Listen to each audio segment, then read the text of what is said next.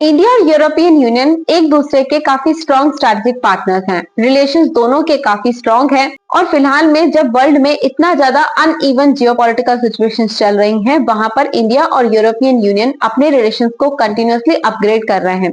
अब रिलेशंस दोनों के कुछ इस तरह से हैं कि सबसे पहला फ्रंट है शेयर्ड वैल्यूज का। इंडिया और यूरोपियन यूनियन एक दूसरे से काफी स्ट्रॉन्ग वैल्यूज शेयर करते हैं, डेमोक्रेसी पर, मल्टीलेटरलिज्म पर और प्रोस्पेरिटी पर। इकोनॉमिक कोऑपरेशन भी इंडिया और यूरोपियन यूनियन का एक दूसरे से काफी ज्यादा स्ट्रॉन्ग है, जैसे कि इंडिया और यूरोपियन यूनियन एक दूसरे के स्ट्रेटेजिक पार्टनर्स हैं इंडो पैसिफिक रीजन में, और इंडिया यूरोपियन यूनियन को एक बहुत ग्रोइंग मार्केट प्रोवाइड करता है। वहीं पर जो यूरोपियन यूनियन है वो टेक्नोलॉजिकल सपोर्ट के थ्रू, मार्केट एक्सेस के थ्रू, इन्वेस्टमेंट के थ्रू इंडिया की इकोनॉमी को ग्रो करने में उसकी हेल्प कर रहा है। ट्रेड फ्रंट्स पर भी इंडिया और यूरोपियन यूनियन एक दूसरे के स्ट्रॉन्ग स्ट्रेटेजिक एलीज हैं। दोनों ही के बीच में बिलियंस ऑफ डॉलर्स में ट्रेड होता है, और specially trade in goods level पर इंडिया और यूरोपियन यूनियन के बीच में 137 बिलियन डॉलर्स का ट्रेड होता है। अब ये तो कुछ इकोनॉमिक फ्रंट्स हैं जहां पर इंडिया और यूरोपियन यूनियन एक दूसरे से एक स्ट्रॉन्ग स्ट्रैटेजिक पार्टनरशिप शेयर करते हैं, लेकिन दोनों ही पार्टनर्स ने अपने फ्रंट्स को स्ट्रॉन्ग किया है और अपग्रेड किया है। वो इस तरह से कि अब मिलिट्री लेवल पर भी कोऑपरेशन स्टार्ट हो गए हैं इंडिया और यूरोपियन यूनियन के। 2023 में इंडिया और यूरोपियन यूनियन के बीच में फर्स्ट नेवल एक्सरसाइज हुई गल्फ ऑफ गिनी में, और मैरीटाइम सिक्योरिटी कोऑपरेशन में भी दोनों ही कोऑपरेट कर रहे हैं। यूरोपियन यूनियन का एक इनिशिएटिव है जिसका नाम है इसीबा, मतलब economic security cooperation in and with Asia, जिसमें इंडिया भी इंक्लूडिंग है, जहां पर यूरोपियन यूनियन सी लेन्स को सिक्योर करना चाहता है, जैसे कि इंडियन ओशियन को, अपने स्ट्रैटेजिक इंटरेस्ट को सेटिस्फाई करने के लिए। और इंडिया इस पर्टिकुलर सिक्योरिटी फ्रंट पर एक बहुत स्ट्रॉन्ग एली है यूरोपियन यूनियन का। अब समझने वाली बात यह है कि इंडिया और यूरोपियन यूनियन की बात हो रही है, तो यूरोपियन यूनियन एग्जैक्टली होती क्या है?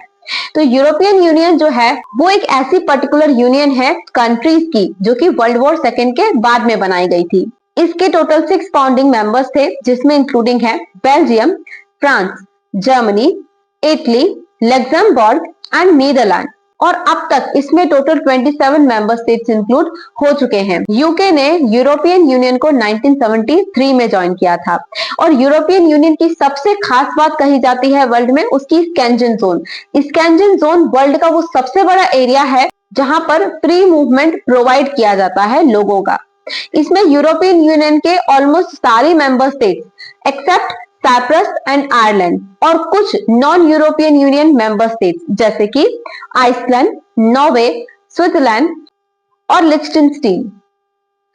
लिechtenstein इंक्लूडिंग है। तो यूरोपियन यूनियन वर्ल्ड में एक बहुत स्ट्रॉन्ग पोजीशन होल्ड करता है, लेकिन इंडिया को यूरोपियन यूनियन के साथ रिलेशंस मेंटेन करने में कुछ चैलेंजेस भी फेस करने पड़ते हैं, और वो है जियोपॉलिटिकल बैरियर्स।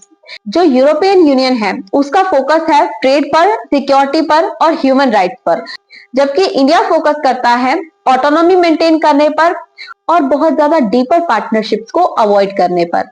इसके अलावा इंडिया का जो न्यूट्रल स्टैंड है रशिया यूक्रेन वॉर पर, वो अगेंस्ट में जाता है यूरोपियन यूनियन की जो सैंक्शंस पॉलिसी है रशिया के अगेंस्ट में उसके।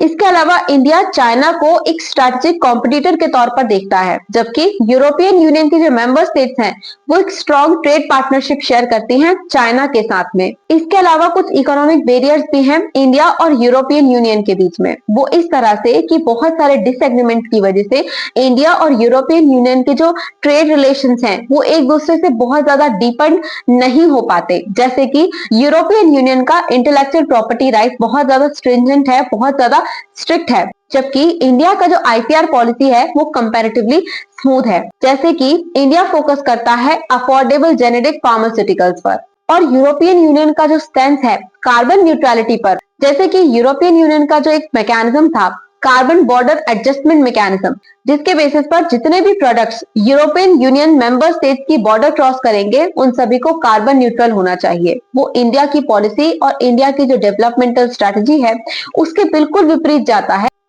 इसके अलावा कुछ बायलैटरल मिसबैलेंस भी है दोनों के बीच में। क्योंकि जो यूरोपियन यूनियन की मेंबर स्टेट्स हैं उनका ही आपस में एक दूसरे के लिए स्टैंड क्लियर नहीं है और इस वजह से इंडिया को प्रॉब्लम होती है यूरोपियन यूनियन के लिए एक यूनिफाइड पॉलिसी बनाने में। डिफेंस लेवल पर भी कुछ बैरियर्स हैं क्योंकि जो इंडिया है वो रशिया का एक स्ट्रॉन्ग डिफेंस पार्टनर है और यूरोपियन यूनियन रशिया के कंटिन्यूस अगेंस्ट में रहता है, तो यहाँ पर भी दोनों के कोऑपरेशन एक दूसरे से बहुत ज्यादा डिपेंड नहीं हो पाते। But in the coming times अगर इन कुछ मिसमैचेस को हटा दिया जाता है या फिर कुछ फ्रंट्स पर बैलेंस कर लिया जाता है तो यूरोपियन यूनियन और इंडिया एक दूसरे के स्ट्रॉन्गेस्ट एलीज बन सकते हैं।